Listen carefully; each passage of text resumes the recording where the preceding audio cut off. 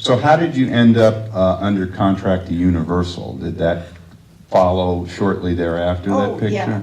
Well, I made, I believe it was 14 films at Fox, and then they dropped me. And they did that to a lot of people.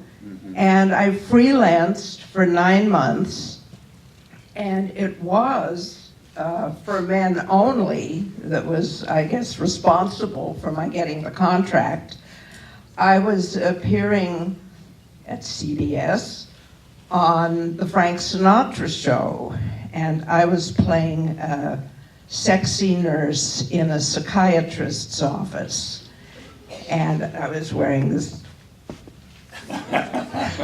short, sexy nurse's uniform. And a close friend of Sinatra's, Don McGuire, writer, director, he was there for the dress rehearsal. And after the dress rehearsal, he came backstage and he said to me, I think you should be at Universal. Are you interested? And I said, oh, yes, of course. And he said, do you have any film? And I said, well, I just finished a film called For Men Only. And so he told Universal, Universal ran it, and they signed me. And I spent another 3 years there. I think everyone will always remember you for It Came from Outer Space. And that picture of you, in fact, you signed one for me, that has become a iconic sign of the post-war era, and I guess it's been used, it's followed you forever. It's been used to advertise everything you can think of, and some things maybe you couldn't think of. Now you, if I recollect correctly, Kathy, you told me you really went after that part and went after that movie because it was a 3D movie. I'll help you with that. And you wanted, 3D was the in vogue thing there, and you wanted to be a part of that. Is that true? Yeah, well, I'll tell you how it happened.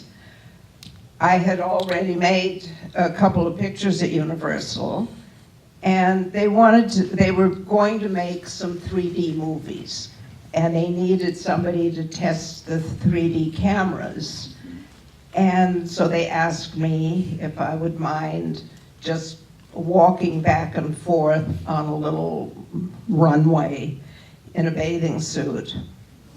And because I was quite three-dimensional.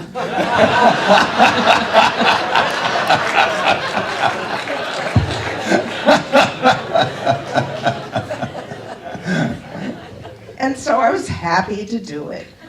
And I asked them, you know, what is this for? What 3D movie are you making? And they said, well, it's already been cast. It's a picture called It Came from Outer Space. And Barbara Rush had been cast in the lead, Barbara Rush and Richard Carlson. And so I decided to get hold of the script and read it. And I found a part, and it was one good scene.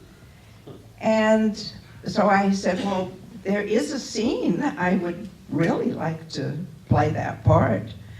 And they said, well, you just finished a lead. You can't do such a little part. And I said, but it's in 3D. You know, how could it be little? The 3D girl. So it took at least a month. I just nagged and nagged and nagged, and finally they said, oh, all right, you can do it. Yeah. So I'm really glad that I did. And so are we. So are we. And Universal, you kind of got into that mode of being quote unquote the bad girl,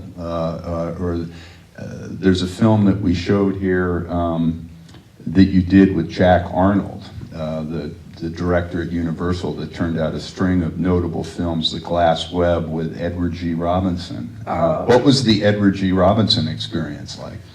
That was wonderful. He was so nice. I just loved him. He was very easy to work with, and I had a problem. I was supposed to be laughing at him, and this was hard, you know. I wasn't quite sure how to go about it, and he kind of gave me a lesson on how to laugh, and it was very valuable. He couldn't have been nicer. Yeah. And you got to kiss him, as I recall in the movie. Is that right? Well, actually, I don't think that was in the script. Ad-libbing, huh, Kathy? No, because in the script, I didn't like him at all, you know, and I was, ugh. But in real life, ooh. He was a wonderful kisser. And a very, very nice man. Yeah. In talking with Julie Adams about the atmosphere at Universal with all the people under contract, yourself and Julie and Tony Curtis and Rock, she said it was kind of, the atmosphere was kind of this collegial college campus with all of you very young, very eager, kind of the last chapter of the studio system. What was it like being under contract where the studio really did take care of you and kind of raise you and train you? What was that experience like? Well, it was just like one big happy family. It was a joy. It was a joy going to the studio every day. And you didn't need a press agent. You really didn't need an agent. I never really had a working agent because of the fact that originally I had been discovered in a play, and then I was discovered in this movie. So I never actually had an agent working for me. So you didn't need anything. They gave you singing lessons, dancing lessons, horseback riding lessons, and That song was not part of the soundtrack for the movie. Thank you, though. Go ahead, Kathy. so the horseback riding was really fun. We would go out to the back lot and get our horses, and a wrangler would go with us, and we would horseback ride around the hills looking down on the freeway. Yeah. And the Universal backlot was and still is a huge expanse of land. I mean, you can actually get lost there riding and shooting and so forth. Wonderful. How did you get on with Jack Arnold? Very good director, but was he good to work with, easy to work with? He was wonderful to work with, just wonderful. I did 2 movies with him, Yeah. I think. What was the other one? Well, I think It Came from Outer Space and The Glass Web. Yeah. Right. He was very, very easy to work Yeah. with. He also did The Creature from the Black Lagoon, The Incredible Shrinking Man, Tarantula, all of those films that were being turned out in those days at Universal. Talk about a little bit about one movie I saw you in recently where Faith Demur turns into a snake and comes after you. The Cult of the Cobra, I believe, yes. Now, that director was not easy to work with. He hated me, and I hated him back. How can anyone hate you? I don't get that at all. Well, I don't know why he hated me. Why did was he giving you a hard time, or what? Yes, he was giving me a really hard time. Oh, that's... He would give me direction in a loud, clear voice in front of the entire set, which was embarrassing, really embarrassing. And then I got the flu, and I mean really awful, awful flu. And I was home in bed for a couple of days, and oh boy, this did not go over very well with him and the studio altogether, but I was too sick to work. But that's the only bad experience that I can remember ever having, because I worked with so many wonderful people. Another movie that we've shown, we showed a couple, Howard Koch, Aubrey Skink movie earlier in the festival called Shield for Murder, and Bel Air Productions, and you made a movie with both those gentlemen called Three Bad Sisters that I think we showed here. and you were one of the bad sisters. What was the worst? The worst, yeah. That's right. You beat up you whipped Marla English with a whip. That's right. What was the Koch skank experience? I remember that movie was shot in a very palatial house that I guess they rented or something. What was that experience like? Yes, it was a lovely house in Bel Air. Yeah.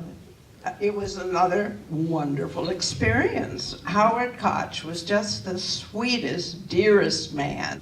And your career went on. I remember recently watching an Alfred Hitchcock Presents, and you were in that. And then you met Stanley Rubin. Yes. Now, Stanley, I don't think he'll mind or you'll mind. Stanley was quite the ladies' man in his day.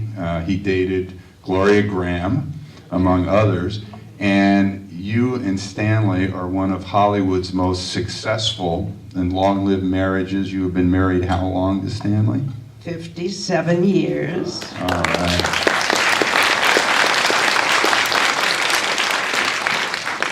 And he was originally going to come with me. We were going to come yesterday, but he is sort of getting on in years, and he decided it was just too much for him, and he just couldn't do it. So my best friend, Bill, and my daughter, Angie, they drove me down. Well, I'll tell you, you have made Mother's Day very worthwhile. And Kathy, it's so special having you here. I tell you, there can't be a better film noir Mother's Day than Ida Lupino, Kathy Hughes, and Joan Crawford. It doesn't get any better than that. Kathy, thank you so much for coming. I love you. Thank you.